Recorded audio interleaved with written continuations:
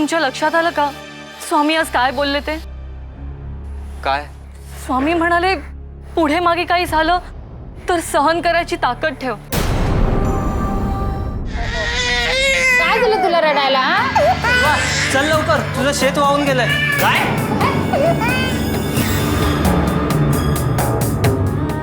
स्वामींनी सांगितलेल्या सगळ्या गोष्टी खऱ्या होतात. म्हणजे स्वामींनी वर्तवलेलं भविष्य पण खरं होणार. पण नक्की काय होणार? मला खूप भीती वाटते.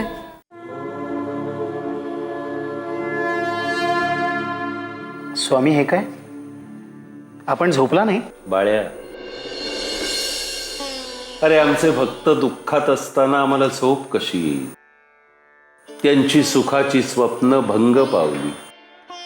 सुख सुख म्हणता दुःख ठाकोन येते.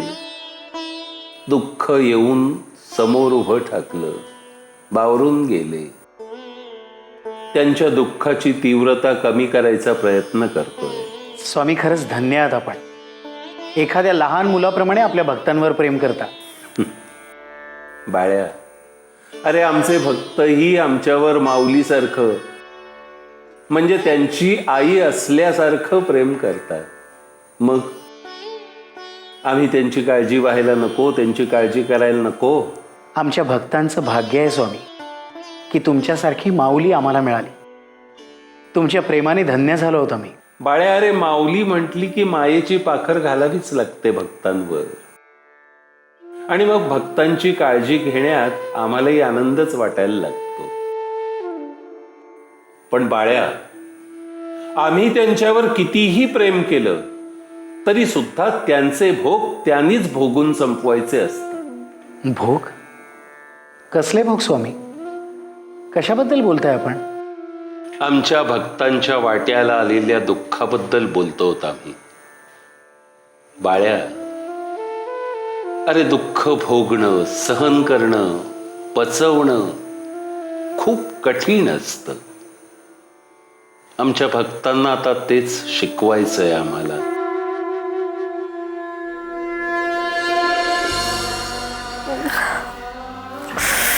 इथं दुखतंय का? हो, पोटात काही जाणवतंय? फक्त दुखतंय, खूप दुखतंय. नाडी बघू.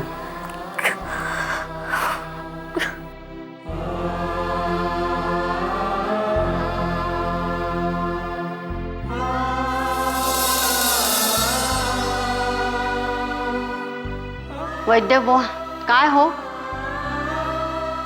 सगळं व्यवस्थित आहे ना? नाही, फारसं ठीक नाहीये. म्हणजे काय झालंय वैद्य बुवा? आमच्या बाळाला काही? ह्या बघा, त्या पोटावर पडल्यात. जबरदस्त धक्का बसलाय पोटालाही आणि मनालाही. त्या वाचल्या हे आपलं नशीब समजा आणि यातच आनंद माना. खरंच आमचं नशीब चांगलं आहे. हो, स्वामींचीच कृपा झाली म्हणायची. पण वैद्य बुवा, आमच्या बाळाला काही? ते नाही वाचू शकलं. काय? हो, यांच्या जीवावरचं संकट टळलंय. पण तो जीव गेला.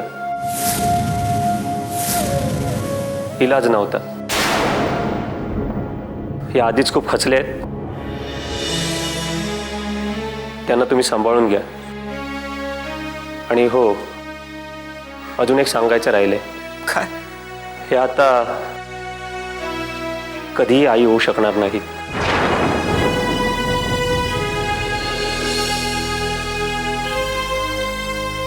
काय सांगताय काय वैद्य बुवा? अरे देवा, काय होऊन बसलंय?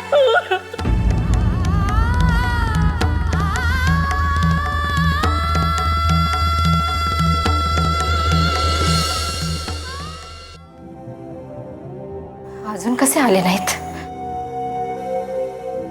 कुठे असतील कोणास ठाऊक.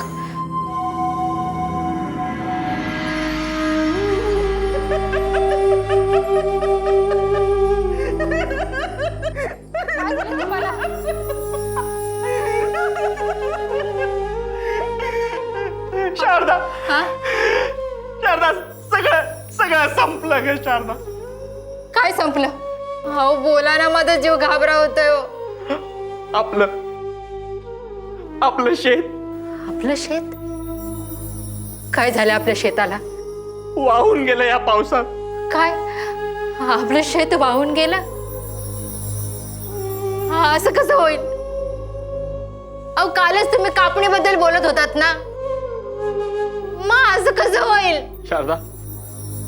शारदा मी माझ्या घामा कष्टाने वाढवलेलं पिकवलेलं आपलं शेत कापणीला आलेलं माझ्या समोर वाहून गेलं ग. अहो, आता काय करायचं? शारदा शेत गेलं आणि त्याबरोबर आपली सगळी स्वप्न वाहून गेली बघ त्या पावसात. काय करणार, मला काही सुचेन असं झालंय बघ. आज ते पीक कापून पैसे मिळवणार होतो आपण. त्या पैशानी कितीतरी गोष्टी करायच्या होत्या आपल्या. पण आता पीकही गेलं आणि त्यात घातलेला पैसाही गेला ग शारदा. एवढ्या महिन्यांची घेतलेली मेहनत सगळी फुकट गेली. हो असं काय करत आहे? हो असं खचून कसं चालेल? हे बघा, असं खचून जाऊ नका. आपण काहीतरी मार्ग काढू.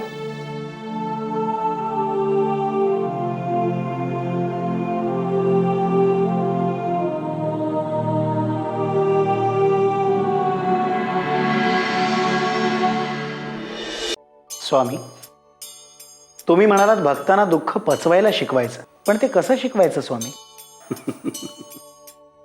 अगदी साधं सरळ सोपं आहे बघ बाळ. म्हणजे कळलं तर एकदम सोपं आणि नाही कळलं तर अत्यंत कठीण. बाळ्या असं आहे बघ, एखादी गोष्ट आपल्याला मिळाली तर आपल्याला आनंद होतो ना. पण तीच गोष्ट आपण गमावली तर त्याच्या दुप्पट दुःख होतं ना. होय स्वामी. म्हणजे जेवढा आनंद त्यापेक्षा जास्त दुःख. खरंय स्वामी. म्हणजे जर दुःख कमी करायचं असेल तर आनंदावर ताबा ठेवायला हवा. आनंदावर ताबा ठेवायचा म्हणजे? आनंद प्रमाणात साजरा करावा. म्हणजे जर का काही विपरीत घडलं आणि अपेक्षा भंगाचं दुःख पदरी आलं तर ते दुःख पचवणं सोपं जातं. पण स्वामी, प्रत्येकाला असंच वाटतं की आपल्या नशिबात दुःख येऊच नये. असं कसं होईल? अरे निसर्ग नियम आहे तो. दिवसानंतर रात्र ही येणारच. जसं सुख आयुष्यात आलंय तसं दुःखही येणार. हे एकदा समजून घेतलं की दुःख पचवणं सोपं जातं. पण दुःख टाळता येणार नाही का? अरे जे पचवता येतं ते का टाळा? सगळं काही त्याने ठरवलंय आपल्यासाठी, आपल्या भल्यासाठी. काहीही टाळता येत नाही.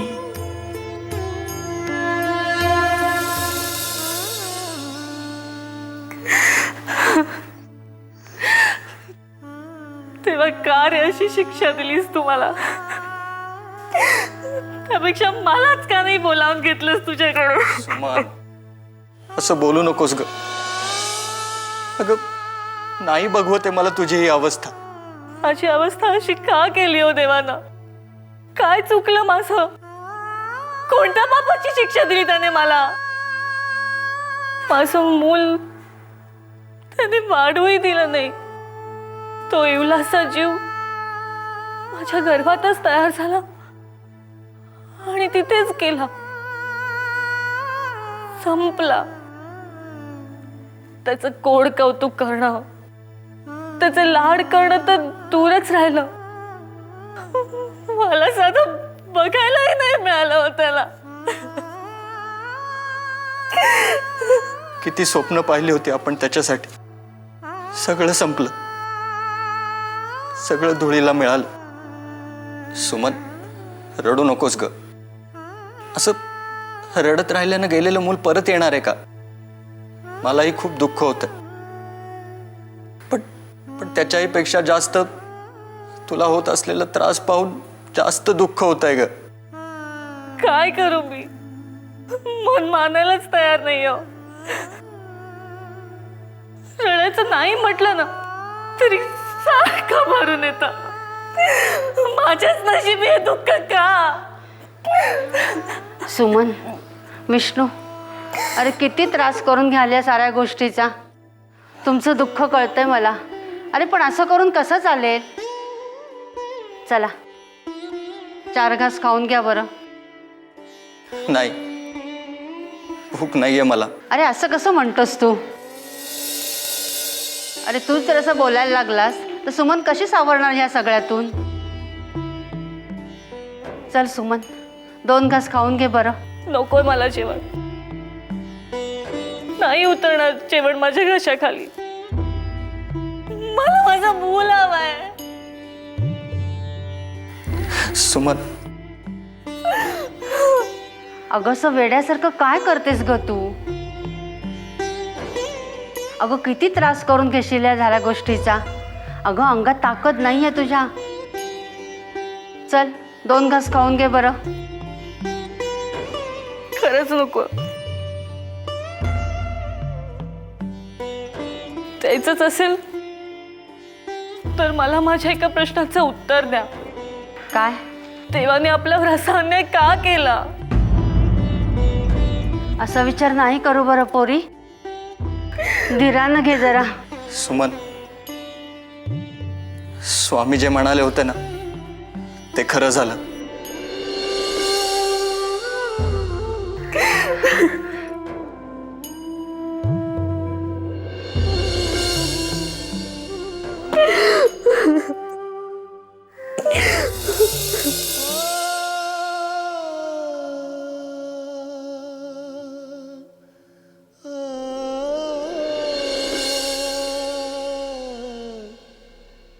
अहो असं नुसतं बसून कसं चालेल? हां, पुढे काय करायचं याचा विचार केलाय का? काही सुचत नाही बघ, काय करावं. अहो पण काहीतरी करायला हवंच ना. एवढी मेहनत करून मी शेत उभं केलं होतं. आता काय करणार? शारदा, माझ्या अंगात खरंच काही त्राण नाही आहे.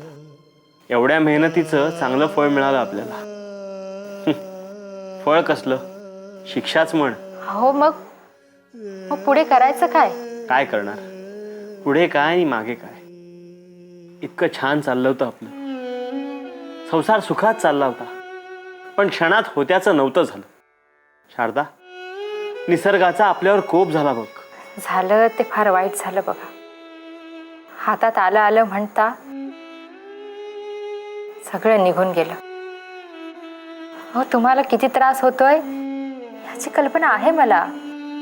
अहो अहो म्हणून म्हणून काय असं बसून राहायचं? अहो पुढे काहीतरी करायला हवं की नको? शारदा, मला काही सुचत नाही.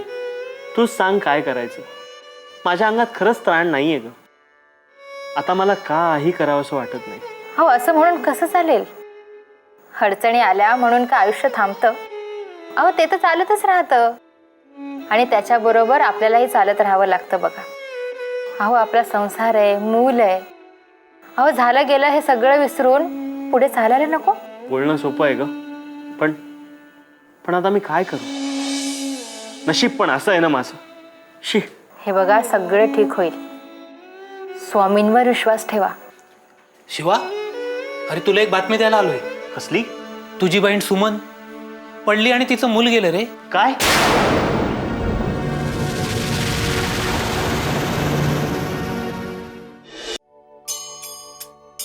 स्वामी, आपण अस्वस्थ का आहात?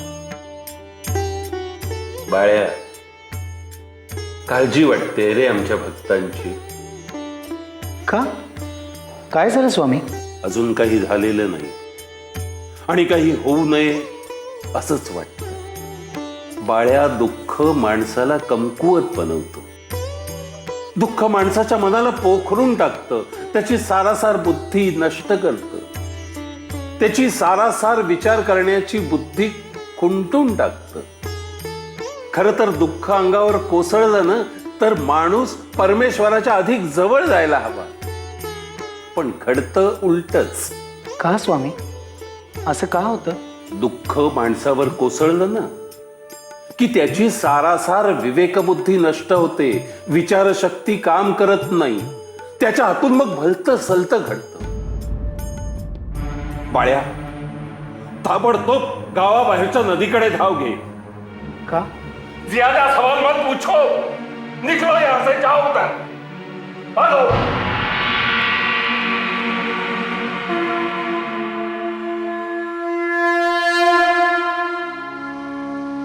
देवा, देवा काय चुकलं रे माझं? कुठे कमी पडले मी? कधी कुणाशी वाईट वागले नाही की कधी कुणाचं वाईट चिंतलंही नाही. नेहमी सगळ्यांचं चांगलं व्हावं अशाच प्रार्थना करत राहिले तुझ्याकडे. मग मलाच अशी शिक्षा का दिलीस रे तू? काय अशी अवस्था केलीस माझी? माझं मूल का घेतलंस माझ्याकडून हिसकावून?